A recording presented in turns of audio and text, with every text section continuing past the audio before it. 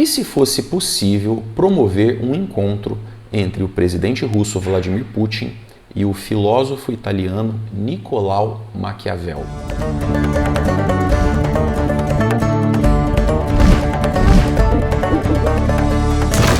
Caríssimos peripatéticos, sejam muito bem-vindos ao canal Missionário, o canal mais catilogente aqui do YouTube. Bom, como vocês sabem, para a grande maioria dos ocidentais, o presidente russo Vladimir Putin é um tirano cruel que governa o seu país com mãos de ferro e nesse momento está conduzindo o mundo para uma guerra desnecessária e injusta.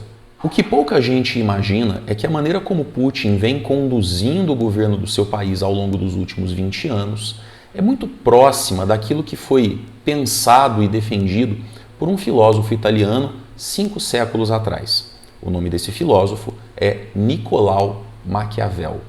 Maquiavel nasceu na cidade de Florença em 1469, em uma época em que a Itália encontrava-se politicamente fragmentada e a cidade de Florença constituía uma república autônoma governada pela família Médici. Nicolau morreu também em Florença em 1527, depois de ter desenvolvido uma carreira relativamente bem-sucedida como diplomata e secretário de Estado. No entanto, a principal contribuição de Maquiavel para o mundo ocidental é a sua obra filosófica, especialmente o seu livro O Príncipe, considerado a primeira obra, o primeiro tratado de ciência política da história. A importância desse livro se deve ao fato de que Maquiavel foi o primeiro a tratar a política de maneira objetiva. Antes dele, todos os que escreveram sobre política no âmbito filosófico promoveram idealizações e buscaram as fórmulas, as bases do governo perfeito.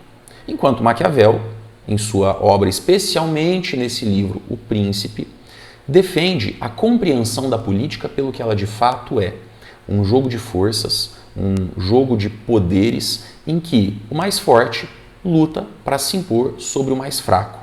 E só será bem-sucedido o governante virtuoso, aquele que agir com astúcia e souber se equilibrar sobre esse jogo de forças, impondo a sua vontade sobre os demais e mantendo-se no controle do Estado. Nesse livro, Maquiavel aponta uma série de caminhos através dos quais o governante pode alcançar essa astúcia, essa virtude. E o interessante é que muitas das orientações dadas por Maquiavel lembram, de fato, aquilo que Putin faz, a maneira como ele conduz as suas ações como presidente da Rússia. Então, é possível imaginar que se os dois se encontrassem num evento hipotético, Maquiavel saudaria Putin como o governante ideal, o príncipe perfeito, o homem virtuoso. Então, no vídeo de hoje, eu vou mostrar para vocês algumas características, algumas ações de Putin que evidenciam esse alinhamento do seu governo com as teses defendidas por Maquiavel lá no início do século XVI. Mas antes, eu quero pedir para você curtir esse vídeo, se inscrever no canal caso não tenha se inscrito ainda e aproveitar e já ativar aí o sininho para receber as notificações dos próximos vídeos que eu vou colocar daqui para frente. Antes de falar objetivamente do governo Putin e das suas ações, escutem só esse trecho do livro O Príncipe, de Maquiavel. O príncipe não precisa ser piedoso, fiel, humano, íntegro e religioso, bastando que aparente possuir tais qualidades. Um príncipe não pode observar todas as coisas a que são obrigados os homens considerados bons, sendo frequentemente forçado, para manter o governo, a agir contra a caridade, a fé, a humanidade e a religião. O príncipe não deve se desviar do bem, se possível, mas deve estar pronto a fazer o mal, se necessário. Característica número 1. A capilarização do Estado na economia. Putin ampliou o papel do seu governo nas atividades econômicas mais relevantes da Rússia, especialmente o setor energético. Ele reforçou as estatais, especialmente no setor de gás e petróleo, e através dessas estatais ampliou seu controle sobre as atividades econômicas, passando inclusive a usar os recursos dessas estatais para pressionar e perseguir adversários políticos, ao mesmo tempo em que também usava esses mesmos recursos para premiar aliados e homens fiéis ao seu governo. Além disso, ele perseguiu e neutralizou a jovem burguesia russa que havia ganhado muita força durante o governo Boris Yeltsin lá nos anos 90 e que eventualmente poderia representar uma oposição ao seu governo. Por outro lado, ele fortaleceu os chamados oligarcas, um grupo empresarial muito forte, muito rico e muito coeso, ligado à antiga KGB, o Serviço de Inteligência Soviético, do qual Putin fazia parte, e que representa hoje o principal pilar econômico do seu governo. Característica número 2, a máquina de propaganda. Com certeza você já deve ter visto na imprensa, ou até mesmo nas redes sociais, memes do Putin cavalgando sem camisa, tomando sol, praticando esportes radicais, treinando tiro. Tudo isso faz parte de uma estratégia que consiste em vender a imagem de um líder forte física e politicamente, num momento em que a Rússia se encontrava muito enfraquecida após a grave crise econômica que afetou o país no final da década de 90. Putin passa a representar então o salvador da nação, aquele que literalmente carrega o país nas costas. Paralelamente, Putin passou a controlar toda a imprensa do país, fechando ou cassando as licenças dos canais e dos veículos de comunicação que faziam oposição ao seu governo, ao mesmo tempo que enchia o país de redes de televisão ligadas e apoiadoras do regime. Característica número 3, a perseguição à oposição. Não é segredo para ninguém que Putin nunca foi muito amistoso com seus opositores, muito pelo contrário. Ele calou os principais canais e veículos de oposição ao seu governo na Rússia e tratou de eliminar, muitas vezes fisicamente, aqueles que se manifestavam contra o seu governo. O caso mais famoso é o de Alexander Litvinenko, conhecido como Sasha Litvinenko. Também foi ligado à KGB, foi colega de Putin no período soviético, mas depois, nos anos 2000, passou a fazer oposição ao seu governo, tendo que inclusive sair da Rússia.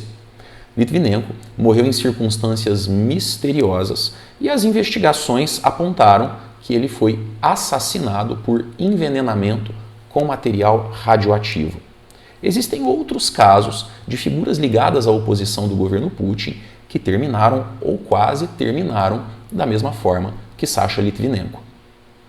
Quarta característica, a identidade nacional. O próprio Maquiavel fala no seu livro da importância de o líder construir um vínculo de identificação com o seu povo como uma das estratégias necessárias para se manter no poder. Pois bem, Putin, ao longo do seu governo, procurou restaurar o ideal da mãe Rússia, ao, por exemplo, criar um hino nacional para o país, lembrando que a Rússia não tinha um hino nacional desde o desaparecimento da União Soviética, ao mesmo tempo em que reforçou a Igreja Ortodoxa Russa como símbolo da unidade e da identidade nacional. Por outro lado, essa mesma Igreja Ortodoxa passou a ser utilizada como Putin como um instrumento a serviço do seu autoritarismo. Quinta característica, o reforço das Forças Armadas. Uma outra questão que Maquiavel levanta e dá uma grande importância no seu livro é a necessidade de o governante, o príncipe, como ele chama, ter um exército regular à sua disposição. Putin, ao assumir o governo da Rússia, teve a sorte de pegar o país num momento em que o petróleo e o gás viviam um momento de alta, inclusive essa mesma alta nos preços do petróleo e do gás beneficiaram, ainda que temporariamente, outros países, como a nossa vizinha Venezuela. Putin utilizou esses recursos para reforçar o exército, a aeronáutica e a marinha, lembrando que a Rússia ainda detém boa parte do arsenal nuclear herdado da era soviética. Agora Putin usa as forças armadas russas muito bem equipadas e treinadas para impor o seu poder sobre países vizinhos. A bola da vez é a Ucrânia. Sexta característica, o rompimento com a moral. Maquiavel deixa muito claro na sua obra que se o governante quiser ser bem-sucedido, ele não tem que estar preso a princípios éticos, porque, afinal de contas, o príncipe virtuoso, sagaz, deve estar preparado para agir de acordo com as circunstâncias, ainda que estas exijam dele um comportamento imoral. Putin não teve escrúpulos em voltar atrás na palavra dada e romper tratados assinados e consagrados por ele ou pelo governo anterior de Boris Yeltsin. A própria invasão da Ucrânia é um desrespeito a tratados que foram assinados entre os dois países na década de 90. Só que isso para Putin não faz a menor diferença. Olha, eu não sei se Putin de fato leu a obra de Maquiavel, mas certamente o filósofo italiano ficaria muito satisfeito se pudesse conhecer o presidente russo e constatar a maneira como ele conduz o seu governo no país. Se você gostou desse vídeo, curta, compartilhe, inscreva-se no canal caso não tenha se inscrito ainda e me ajude a divulgar minha missão, que está só começando.